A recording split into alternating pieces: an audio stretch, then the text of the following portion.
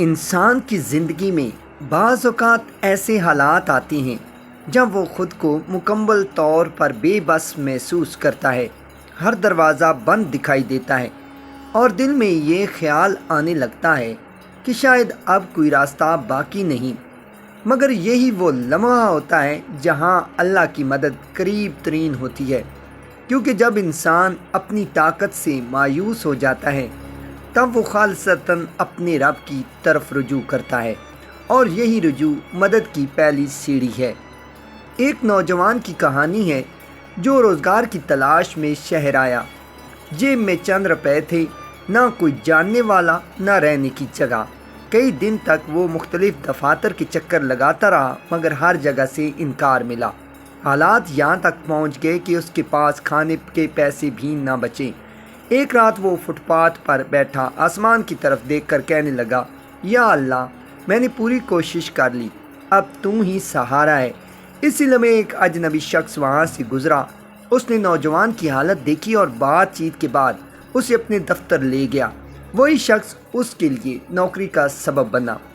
بعد میں نوجوان کو احساس ہوا کہ اللہ کی مدد کسی فرشتے کی صورت میں نہیں آئی، بلکہ ایک عام انسان کے ذریعے آئی۔ یہی حقیقت ہے کہ اللہ کی مدد اکثر انسانوں کے ذریعے آتی ہے۔ کبھی وہ کسی کے دل میں رحم ڈال دیتا ہے، کبھی کسی کو وسیلہ بنا دیتا ہے۔ ہمیں صرف یہ سمجھنا ہے کہ ہر مدد کے پیچھے اصل طاقت اللہ کی ہوتی ہے۔ ایک اور واقعہ ایک ماں کا ہے جس کا بیٹا شدید بیمار ہو گیا۔ ڈاکٹروں نے جواب دے دیا اور کہا کہ اب امید بہت کم ہے۔ ماں نے ہمت نہیں ہاری، وہ ہر رات جاگ کر دعا کرتی، صدقہ دیتی اور اللہ سے گڑ گڑا کر اپنے بیٹے کی زندگی مانگتی۔ دن گزرتے گئے اور ایک وقت ایسا آیا کہ بچے کی حالت بہتر ہونا شروع ہو گئی۔ کچھ عرصے بعد وہ مکمل صحت یاب ہو گیا۔ ڈاکٹر حیران تھے، مگر ماں جانتی تھی کہ یہ دوا نہیں، دعا کا اثر تھا۔ یہ اللہ کی وہ مدد تھی جو صبر اور یقین کے بعد ظاہر ہوئی۔ اللہ کی مدد کا ایک اہم پہلو یہ بھی ہے کہ وہ ہمیں وقت دیتا ہے۔ ہم جلدی میں ہوتے ہیں، ہم چاہتے ہیں کہ ہماری دعا فوراً قبول ہو، مگر اللہ ہر چیز کو بہترین وقت پر دیتا ہے۔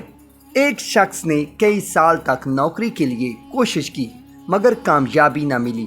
وہ مایوس ضرور ہوا، مگر اس نے دعا کرنا نہیں چھوڑا۔ آخر کار اسے ایک ایسی جگہ ملازمت ملی جو اس کے لیے پہلے کی تمام کوششوں سے بہتر تھی۔ بعد میں اسے احساس ہوا کہ اگر وہ پہلے کامیاب ہو جاتا تو شاید وہ اس بہتر موقع سے محروم رہ جاتا۔ یہ اللہ کی حکمت تھی کہ اس نے تاخیر کی، مگر بہترین دیا۔ کبھی کبھی اللہ کی مدد ہمیں نقصان سے بچانے کی صورت میں بھی ملتی ہے۔ ہم کسی چیز کو پانے کی کوشش کرتے ہیں، مگر وہ ہمیں نہیں ملتی اور ہم اسے ناکامی سمجھتے ہیں، حالانکہ حقیقت میں وہ ہمارے لیے نقصان دہ ہوتی ہے۔ ایک شخص ایک کاروبار شروع کرنا چاہتا تھا، مگر بار بار اسے رکاوٹوں کا سامنا کرنا پڑا۔ وہ پریشان ہوا، مگر کچھ عرصے بعد اسے معلوم ہوا کہ اسی کاروبار میں شامل دوسرے لوگ شدید نقصان اٹھا چکے ہیں۔ تب اسے احساس ہوا کہ جو وہ ناکامی سمجھ رہا تھا وہ دراصل اللہ کی طرف سے حفاظت تھی۔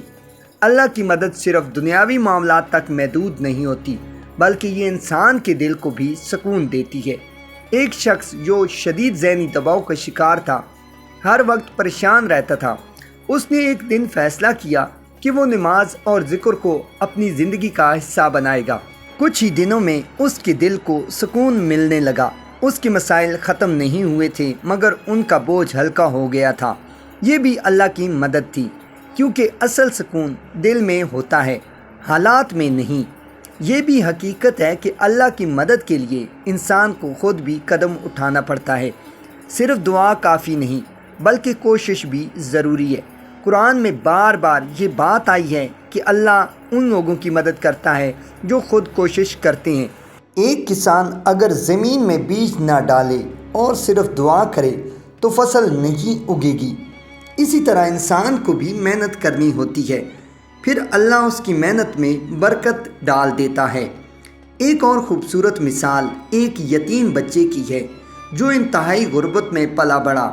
اس کے پاس نہ وسائل تھے، نہ سہولتیں، مگر اس کے دل میں آگے بڑھنے کا جذبہ تھا۔ وہ محنت کرتا رہا، مشکلات برداشت کرتا رہا اور اللہ سے دعا کرتا رہا۔ وقت گزرتا گیا اور وہی بچہ ایک کامیاب انسان بن گیا۔ جب اس سے اس کی کامیابی کا راز پوچھا گیا تو اس نے کہا، میں نے کبھی اللہ سے امید نہیں چھوڑی اور اللہ نے کبھی مجھے تنہا نہیں چھوڑا۔ اللہ کی مدد کے بارے میں ایک اہم بات یہ بھی ہے کہ یہ ہمیشہ آزمائش کے بعد آتی ہے۔ جیسے رات کے بعد دن آتا ہے، ویسے ہی مشکل کے بعد آسانی آتی ہے۔ اگر انسان صبر کر لے تو وہ اس مدد کو اپنی آنکھوں سے دیکھ سکتا ہے، مگر جو لوگ جلدی ہار مان لیتے ہیں وہ اس نعمت سے محروم رہ جاتے ہیں۔ آخر میں یہی کہا جا سکتا ہے کہ اللہ کی مدد ہر وقت ہمارے ساتھ ہے، بس ہمیں اسے پہچاننے کی ضرورت ہے۔ کبھی یہ کسی انسان کے ذریعے آتی ہے، کبھی کسی موقع کی صورت میں اور کبھی دل کے سکون کی شکل میں۔ ہمیں صرف یہ کرنا ہے کہ صبر کریں، دعا کریں اور اللہ پر مکمل بھروسہ رکھیں۔ اللہ ہمیں بھی ایسا ایمان عطا فرمائے کہ ہم ہر حال میں اس کی مدد پر یقین رکھ سکیں اور کبھی مایوس نہ ہوں۔ آمین۔ ناظرین، اگر آپ کو ہماری ویڈیو پسند آئی تو لائک کے ساتھ ساتھ شیئر بھی ضرور کیجیے گا۔